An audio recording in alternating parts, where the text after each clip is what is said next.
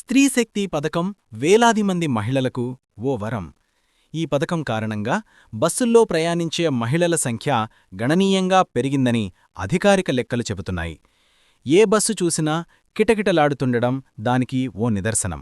అయితే ఇంతవరకు బాగానే ఉన్నా పెరుగుతున్న మహిళా ప్రయాణికుల సంఖ్యకు అనుగుణంగా బస్టాండ్లు, డిపోలలో వసతుల కల్పనలో విఫలమవుతున్నారు. దీనివల్ల మహిళలు అనేక ఇబ్బందులు పడుతున్నారు. తుని పట్టణానికి సంబంధించి ఆర్టీసీ డిపో ఉన్నప్పటికీ వేలాది మంది మహిళల రాకపోకలకు కేంద్రంగా నిలిచేది గొల్ల అప్పారావు సెంటర్లోని బస్టాండే. కాకినాడ, రాజమహేంద్రవరం, కపిలేశ్వరపురం, రౌతులపూడి తదితర లైన్లలో ఎక్కువ బస్సులు రాకపోకలు సాగిస్తుంటాయి.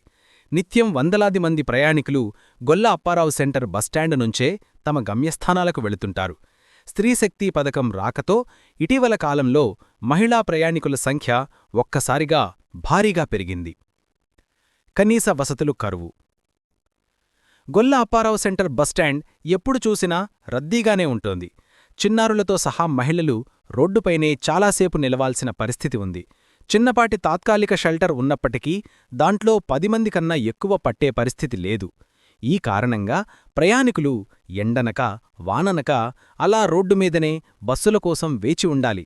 అలాగే ఇక్కడ మరో ప్రధానమైన సమస్య మహిళల కోసం ఎటువంటి మరుగు ఏర్పాట్లు లేకపోవడం. సుదూర ప్రాంతం నుంచి ప్రయాణం చేసి వచ్చిన మహిళలు, ఇక్కడ నుంచి వేరే ప్రాంతాలకు వెళ్లేందుకు వేచి ఉన్న మహిళలు బస్టాండ్లో టాయిలెట్ లేక అనేక ఇబ్బందులు పడుతున్నారు. కనుచూపు మేరలో ఎక్కడా సులభ్ కాంప్లెక్స్ కూడా కనిపించడం లేదు. ఇది మహిళలను వేధించే అతి ముఖ్యమైన సమస్య. మున్సిపల్ అధికారులకు ఆర్టీసీ అధికారులు విన్నవించినా ఈ సమస్యపై ఇప్పటికే ఆర్టీసీ డిపో అధికారులు తుని మున్సిపాలిటీని సంప్రదించారు. బస్టాండ్లో మహిళల కోసం తగిన సదుపాయాలు ఏర్పాటు చేయాలని కోరారు. అయితే ఇప్పటివరకు మున్సిపాలిటీ అధికారుల నుంచి ఎటువంటి స్పందన రాలేదు. ఇప్పటికైనా మున్సిపాలిటీ అధికారులు స్పందించి బస్టాండ్లో తగిన వసతులు కల్పించాలని మహిళా ప్రయాణికులు వేడుకుంటున్నారు. ముఖ్యంగా సాధ్యమైనంత త్వరలో టాయిలెట్లు ఏర్పాటుకు చర్యలు తీసుకోవాలని కోరుతున్నారు. అలాగే ప్రయాణికులు వేచి ఉండేందుకు తగిన షెల్టర్ ఏర్పాటు చేయాలని విజ్ఞప్తి చేస్తున్నారు.